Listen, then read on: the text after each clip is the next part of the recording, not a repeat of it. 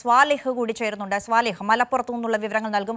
സ്വാലിഹ്, മലപ്പുറത്ത് എവിടെയൊക്കെയാണ് ഈ റെയ്ഡ് നടക്കുന്നത്? അതിന്റെ വിവരങ്ങൾ വേണം. പോപ്പുലർ ഫ്രണ്ട് ഫണ്ടിങ്ങുമായി ബന്ധപ്പെട്ട് SDPIക്ക് പങ്കുണ്ട്, ആ പണം ലഭിച്ചിട്ടുണ്ട് എന്ന വിലയിരുത്തലുകൾ, കണ്ടെത്തലുകൾ അന്വേഷണ സംഘത്തിന് കിട്ടിയിട്ടുണ്ട് എന്നുള്ള വിവരങ്ങളാണ് പുറത്തു വരുന്നത്. മറ്റൊരു ഉദ്ദേശം കൂടി ഇതിന്റെ പിന്നിലുണ്ട് എന്ന വിവരങ്ങൾ കൂടി ഡൽഹിയിൽ നിന്ന് പുറത്തു വന്നുകൊണ്ടിരിക്കുകയാണ്. പോപ്പുലർ ഫ്രണ്ടിന് സമാനമായി SDPIക്കും ഒരു വിലക്ക് വരുമോ എന്നതുള്ള ചർച്ചകളിലേക്കാണ് ഇനിയുള്ള മണിക്കൂറുകൾ കടക്കുക എന്ന് തോന്നുന്നു. മലപ്പുറത്ത് എവിടെയൊക്കെ റെയ്ഡ്?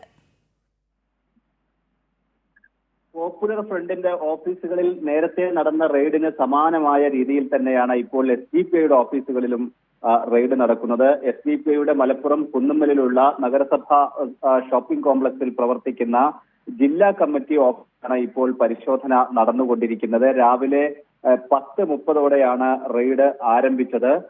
സാമ്പത്തിക ഇടപാടുകളെ കുറിച്ചും കള്ളപ്പണം വെളുപ്പിക്കൽ തുടങ്ങിയ ആരോപണങ്ങളെ കുറിച്ചുമെല്ലാം ED SDPIയുമായി ബന്ധപ്പെട്ട അന്വേഷണം നടക്കുന്നുണ്ട്. ഇതിനിടെയാണ് കഴിഞ്ഞ 5-ാം തീയതി, ഈ മാസം 5-ാം തീയതി SDPIയുടെ ദേശീയ പ്രസിഡന്റ് MK ഫൈസിയെ ഡൽഹിയിൽ അറസ്റ്റ് ചെയ്യുന്നത്.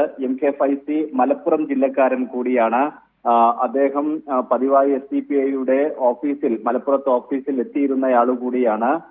പോപ്പുലർ ഫ്രണ്ടിന്റെ നിരോധനത്തിന് ശേഷം മലപ്പുറത്ത് കാര്യമായ പ്രവർത്തനങ്ങൾ SDPIക്ക് ഉണ്ടായിരുന്നില്ല. പ്രത്യേകിച്ച് ഗ്രീൻ വാലി ഫൗണ്ടേഷൻ ഓഫീസെല്ലാം ED ഭാഗികമായി അടച്ചുപൂട്ടിയിരുന്നു, കേന്ദ്ര സർക്കാർ അടച്ചുപൂട്ടിയിരുന്നു. അതിനുശേഷം കാര്യമായ പ്രവർത്തനങ്ങൾ മലപ്പുറം ഉണ്ടായിരുന്നില്ല. പോപ്പുലർ ഫ്രണ്ടിന്റെ പ്രവർത്തകരെല്ലാം തന്നെ മറ്റു പല രാഷ്ട്രീയ കക്ഷികളിലേക്കും ചേക്കേറിയിരുന്നു.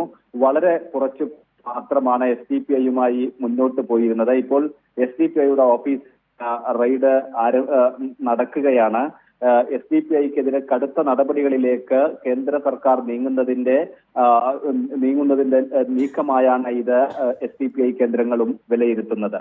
അന്ന, SDPI കേന്ദ്രങ്ങളിൽ രാജ്യവ്യാപകമായി റെയ്ഡ് നടന്നുകൊണ്ടിരിക്കുകയാണ്. രാജ്യത്താകെ 12 ഇടങ്ങളിൽ റെയ്ഡ് നടക്കുന്നു. മലപ്പുറത്ത്, കേരളത്തിൽ മലപ്പുറത്തും തിരുവനന്തപുരത്തും റെയ്ഡ്. പോപ്പുലർ ഫ്രണ്ടുമായി ഇപ്പോഴും വ്യക്തമായ ബന്ധമുണ്ട്, രാഷ്ട്രീയ ബന്ധം.